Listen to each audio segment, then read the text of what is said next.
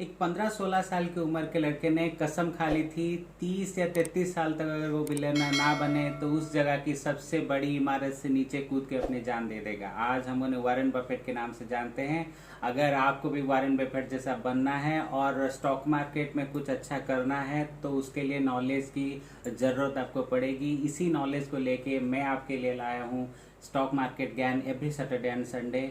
तो आज है स्पेशल एपिसोड स्टॉक मार्केट के ऊपर।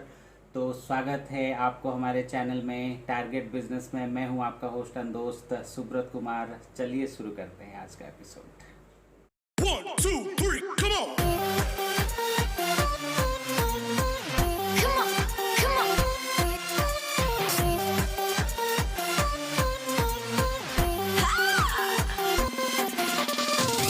तो आ गए आप। तो आज है स्टॉक मार्केट ज्ञान का चैप्टर 6 और बहुत सारे स्टॉक मार्केट रिलेटेड बेसिक चीज़ें मैं आपके साथ डिस्कस कर चुका हूं। अगर वो क्लासेस आप मिस करे हैं तो ऊपर लिंक में जाइए, आप पूरा डिटेल क्लास का पा सकते हैं। और अगर आप कोई चीज़ मिस कर चुके हैं उसे भी आप देख सकते हैं। तो चलिए आज का एपिसोड शुरू करते हैं। शुरू करने से पहले एक चीज़ मैं आपको बता दूं, making money from stock is simple if you strictly follow what to do what not to do in stock market, that is very important। तो आज का एपिसोड इसके रिलेटेड है। आपको आज सीखना है क्या करना है और क्या नहीं करना है। तो जैसे कि मैं आपको बताना चाहूँगा कि स्टॉक मार्केट में जो चीज़ें हैं वो बहुत सारे बारीकियाँ से चलता है एक्चुअली, और ये बारीकियाँ आपको सीखना है। तो ये बारीकियाँ मैं आपके लिए लेके आया हूँ। पहले हम बात कर लेते हैं क्या आपको करना है, व्हाट टू डू, राइट। तो सबसे पहली चीज़ जो मैं आपको बताना चाहूँगा, what to do in stock market. First number 1, get an education. मैं हर बार हर एपिसोड में बोलता हूँ आपको कि education is must, learning is must. If you are a good learner, if you can take good knowledge about the stock market, then you can go further and go higher in stock market। तो knowledge आपको चाहिए और इसका education, proper education आपको लेना होगा। इसलिए बहुत सारी चीज़ें आपको फॉलो करना होगा। प्रीवियस एपिसोड में जैसे बोल रहा था, आप बुक वगैरह, आर्टिकल वगैरह फॉलो करिए, मुझे फॉलो करिए। पूरा जो नॉलेज है मैं आपको यहाँ पे दे रहा हूँ, पूरा बारीकी आप समझिए, फिर स्टॉक मार्केट में उतरिए। आप कभी भी क्लीन बोल्ड नहीं होगे, ये मेरा गारंटी है। तो get an education is the first point, right. Second point we will come, that is start with small. इसका मतलब क्या है मैं आपको बता दूं। क्या होता है कि स्टॉक मार्केट में जो बिगनर होते हैं, जो पहले पहले स्टॉक मार्केट में उतरते हैं, उनको ये करना चाहिए कि मतलब छोटे से शुरुआत करें। ज़्यादा इन्वेस्टमेंट या ट्रेडिंग मत करें।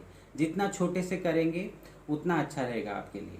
आप मान लीजिए 100 रुपये है एक शेयर का, और आप 1 या 2 खरीदते हैं क्योंकि आप नया नया हैं। तो 1 या 2 खरीदने के बाद आपको सीखने का मौका मिलेगा। आप एक काम करेंगे, अगर आप ज़्यादा खरीद लेंगे तो आपके लिए दिक्कत हो जाएगा। तो स्टार्ट विथ स्मॉल, राइट। ये सेकेंड पॉइंट है। थर्ड पॉइंट आपका हो गया, गेट स्टार्टेड अर्ली।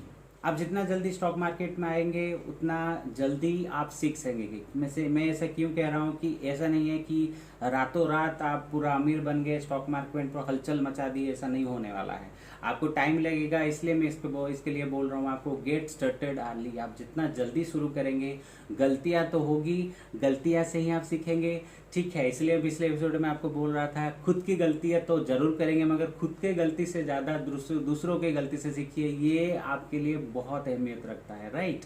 तो गेट स्टार्टेड अर्ली, ये आपका थर्ड पॉइंट है। फोर्थ पॉइंट है आपका रिसर्च बिफोर इन्वेस्टिंग। आप किसी भी स्टॉक में, किसी भी शेयर में अगर आप इन्वेस्ट कर रहे हैं तो पहले उसे रिसर्च कर लीजिए। रिसर्च आप कैसे करेंगे, आप उसका जो है, आप जो ट्रेडिंग अकाउंट खोल रहे हैं, डिमांड अकाउंट खोल रहे हैं, जिसी भी कंपनी में खोल रहे हैं, उसी कंपनी में अगर आप किसी भी शेयर को परचेज कर रहे हैं तो उसका फंडामेंटल जो सेक्शन है उसमें जाइए। पूरा डिटेल आपको वहाँ पे मिल जाएगा। स्टॉक कैसा है, कैसे परफॉर्म कर रहा है, पिछले 5 साल का क्या उसका रिकॉर्ड है, उसका पी रेशियो क्या है, बहुत सारी चीज़ें आपको वहाँ पे मिल जाएगा। पूरा कंप्लीटली रिसर्च अपना करिए, फिर इन्वेस्टमेंट करिए। फिर नंबर 5 आता है आपको only invest what is surplus. ये एक ऐसी चीज़ है, बहुत इंपॉर्टेंट चीज़ है actually. The stock market gives an immense opportunity to invest in your favorite company and make money, so always remember one thing, only invest what is surplus. This is point number 5. Then we will come to point number 6, that is have an investment goal. एक अपना गोल बनाइए. ऐसा नहीं है कि आप stock market investment कर रहे हैं और आपका कोई गोल नहीं है. मतलब मान लीजिए मैं 1000 रुपये का एक शेयर है उसे परचेज कर रहा हूँ और मैं इसे रख दूँ. नहीं, मेरा एक गोल सेट होना चाहिए कि अगर ये 1500 हो गया तो मैं उसे बेच दूंगा. मान लीजिए मैं 100 रुपये का एक चीज़ को अभी सेल कर चुका हूँ और मैं मान के ये चल रहा हूँ कि ये ज़्यादा बढ़ जाए तो मैं इसे परचेज कर लूँगा कि सेल कर लूँगा. ये बहुत सारी चीज़ें एक्चुअली इसमें डिपेंड करता है, राइट. तो ये सारी चीज़ें आपको देखना है, तो अपना एक गोल सेट करिए, ठीक है. फिर आते हैं पॉइंट नंबर 7 में, वो है आपका बिल्ड स्टॉक पोर्टफोलियो. अपना एक अच्छा पोर्टफोलियो बनाइए. ऐसा क्यों मैं बोल रहा हूँ कि पोर्टफोलियो का मतलब क्या है, डाइवर्सिफाई करिए अपने पोर्टफोलियो को. ऐसा नहीं है सिर्फ एक सिंगल प्लेटफॉर्म में जाइए, अपना पोर्टफोलियो एक डाइवर्सिफाई पोर्टफोलियो बनाइए. इससे क्या होगा कि अगर कोई भी स्टॉक आपका पिट गया मार्केट में अभी, क्योंकि मार्केट क्या है कि सब्जेक्ट टू मार्केट रिस्क होता है एक्चुअली. ऐसा क्या है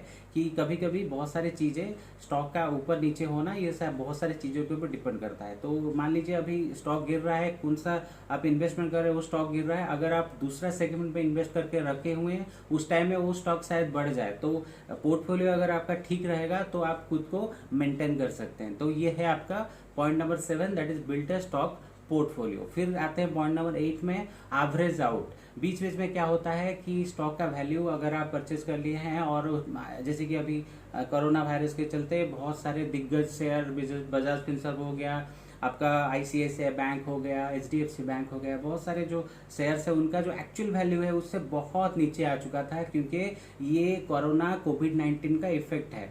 तो इससे क्या होता है कि आप जो वैल्यू में परचेज किए हैं वो वैल्यू से बहुत नीचे है.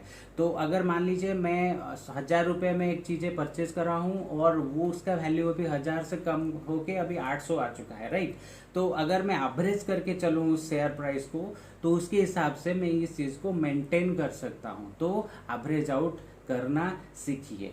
फिर पॉइंट नंबर 9 में आते हैं, डाइवर्सिफायर. पहले मैं बोल चुका हूँ, ये वाला चीज़ें बहुत इंपॉर्टेंट है. डाइवर्सिफाई, अपना जो इन्वेस्टमेंट है उसे डाइवर्सिफाई करिए. ऐसा नहीं है एक सिंगल सेक्टर में डालिए, पूरी सेक्टर में डालिए.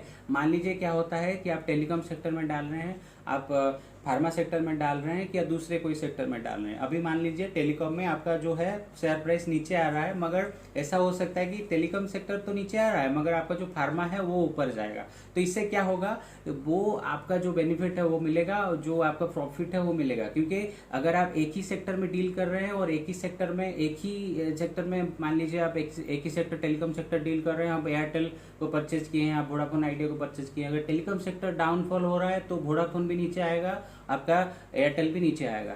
मैं डाइवर्सिफाई का मतलब क्यों आपको बोल रहा हूँ कि अगर आप इस टाइम में कोई दूसरे सेक्टर में डाल देते हैं पैसा, जैसे कि मान लीजिए IRCTC हो गया, कोई दूसरा बैंक हो गया, इसमें क्या होगा कि अगर मान लीजिए बैंक का अभी ऊपर उसका प्राइस जा रहा है तो उसका बेनिफिट आपको मिलेगा. तो ये बहुत बड़ा इंपॉर्टेंट चीज़ है, diversify. This is point number 9. तो पॉइंट नंबर 10 में आते हैं, जो है आपका invest for the long term. देखिए, अगर आप इन्वेस्टर हैं, अगर आप ट्रेडिंग करना नहीं चाहते हैं, ट्रेडिंग का मतलब और इन्वेस्टमेंट का मतलब दोनों अलग चीज़ है एक्चुअली. ट्रेडिंग मतलब क्या होता है पहले मैं बोल चुका हूँ, फिर एक बार बोल दे रहा हूँ. ट्रेडिंग का मतलब क्या है, आप कुछ शॉर्ट टर्म के लिए कुछ अपना ये पोर्टफोलियो में रखते हैं, ठीक है. उसके बाद जब आपका गोल अचीव हो जाता है, आप आइदर उसे सेल कर देते हैं या उसे परचेज करते हैं. ये डिपेंड करता है आपके क्या किए हैं आप पहले, उसके हिसाब से डिपेंड करता है. That will be short term. ये होता है actually short term. Long term में जो होते हैं वो इन्वेस्टर होते हैं एक्चुअली. शॉर्ट टर्म में क्या होता है, आप इंट्राडे कर सकते हैं, आप एफ में जो है आपका फ्यूचर एंड ऑप्शन उसमें जा सकते हैं. मगर लॉन्ग टर्म एक्चुअली इन्वेस्टर का होता है, वो इन्वेस्टमेंट करते हैं कुछ लॉन्ग टाइम के लिए. ऐसा मान लीजिए 5 साल 10 साल रख दिए हैं पूरा, मतलब उस चीज़ को आपको भूलना नहीं है, बस उसे मॉनिटर करना है, मगर बहुत दिन तक उसे रखना है. रखने में क्या होता है, देखिए स्टॉक मार्केट क्या है, शेयर मार्केट एक रोलर कोस्टर का टाइप है, कभी ऊपर कभी नीचे, ऐसे ऐसे करके ये सब चलता है, राइट. तो कभी अगर शेयर नीचे आ जाता है तो ऐसा नहीं हर वक्त तो नीचे ही रहेगा, वो ऊपर ही जाएगा फिर नीचे आएगा. ये एक रोलर कोस्टर के हिसाब से ऊपर नीचे होता है.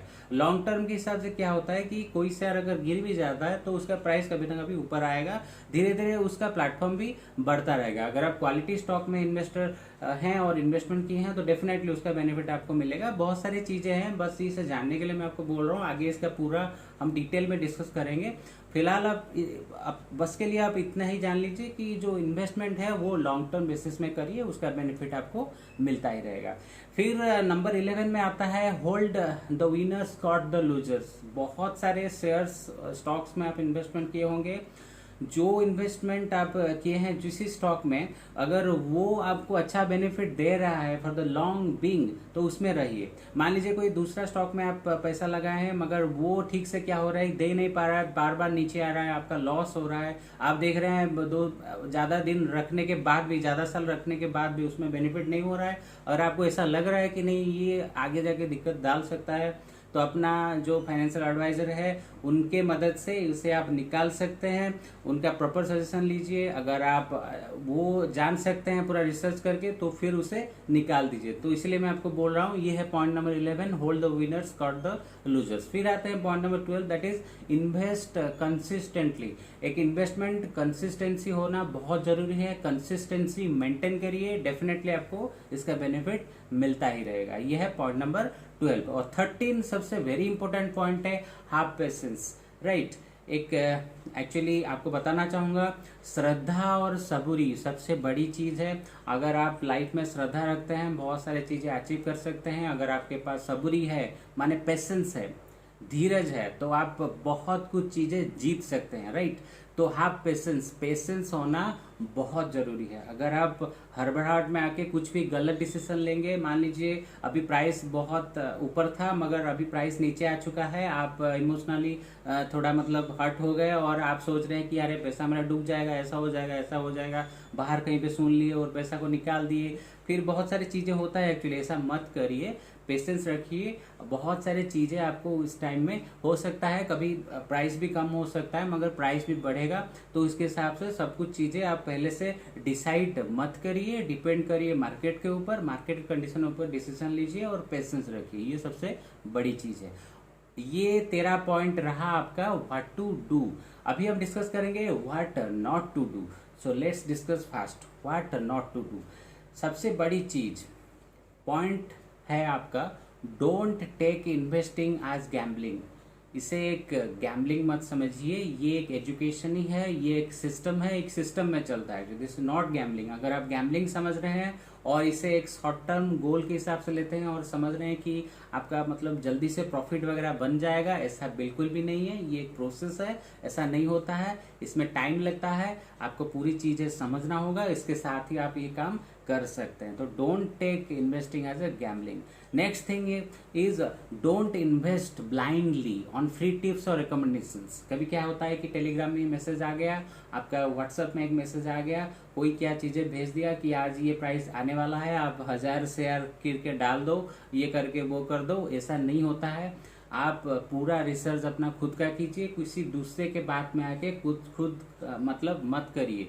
ये डिपेंड करता है आपके मतलब नॉलेज के ऊपर, आपके रिसर्च के ऊपर, क्योंकि पैसा आपका लगने वाला है। अगर प्रॉफिट होगा भी आपका होगा, लॉस होगा भी आपका होगा, ये मान लीजिए। So next thing is don't have unrealistic expectations. Stock market में कभी अपना एक्सपेक्टेशंस को अनरियलिस्टिक मत करिए, क्योंकि ये एक रियलिस्टिक सिस्टम है और जो पैसा बनता है या फिर बिगड़ता है वो एक सिस्टम के हिसाब से चलता है।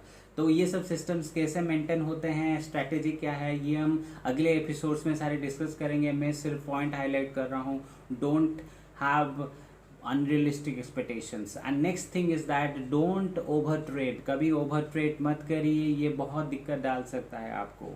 Then next thing is that don't follow the herd, is very important. कभी मत समझिए कि अगर आप कुछ चीज़ें अगर किसी के इंस्ट्रक्शन में जाके इसे परचेज करते हैं, मान लीजिए एक आप टीवी के सामने बैठे हैं और जो टीवी का जो एंकर है अब अभी बोल दिया कि ये शेयर अभी आगे जाने वाला है, मगर आपके पास वो रिसर्च पूरा नहीं है और आप पैसा डाल दिए उस टाइम में, तो ऐसा भी हो सकता है वो जो हिसाब से बोल रहे हैं वो हिसाब से नहीं आ रहा है और आपका पैसा वहाँ पे नहीं, जो प्रॉफिट है वो नहीं मिल सकता है। तो ये ध्यान पे रखिए, ये ध्यान में रखना बहुत ज़रूरी है। अपना खुद का रिसर्च बनाइए और इन्वेस्टमेंट करिए, it is very important, right. तो ये सारे बहुत चीज़ें हैं जो मैं आपको बोल चुका हूँ अभी। ये सब चीज़ों को अगर आप देखेंगे तो बहुत कुछ चीज़ें सीख सकते हैं, ठीक है। तो अपना ये इमोशनल डिसीजन के ऊपर काबू रखिए, और जो मैं अभी आगे जो पिछले जो भी एपिसोड्स मेरा था उसके रिलेटेड था वो आप देखिए, क्या क्या चीज़ मैं उस टाइम में बोल चुका हूँ, और आज का जो एपिसोड है वो मैं क्या क्या चीज़ें बोल रहा हूँ उससे आप फॉलो करिए। अगले एपिसोड्स में हम कुछ ज़्यादा चीज़ें सीखेंगे, और बहुत जल्दी मैं इसका एक प्रैक्टिकल मतलब ट्रेडिंग का सेशन आपको करके दिखाऊंगा। इसमें आप देखेंगे कि कैसे आप शेयर परचेज करेंगे और कैसे ये सब चलता है, और कैसे आप परचेज सेल होल्ड सब कुछ करते हैं, और एफ एन ओ में कैसे आप काम करते हैं फ्यूचर एंड ऑप्शन में, और बाकी चीज़ें कैश सेगमेंट में क्या क्या करते हैं, पूरा चीज़ें कमोडिटी को छोड़ के सब चीज़ें मैं आपको बताऊंगा। तो स्टे ट्यून्ड विथ मी। तो बस आज का एपिसोड बस इतना ही। अगर आप मेरे चैनल को अभी तक सब्सक्राइब नहीं किए हैं, please subscribe my channel and press the bell icon. अगर कुछ भी चीज़ें मैं डालता हूँ इमीडिएटली आपको मिल जाए, और आपको पूरा स्टॉक मार्केट का नॉलेज आए। तो इसी स्लोगन के साथ हम ये वाइंड अप करते हैं। Be happy, stay blessed and take care yourself. Bye bye.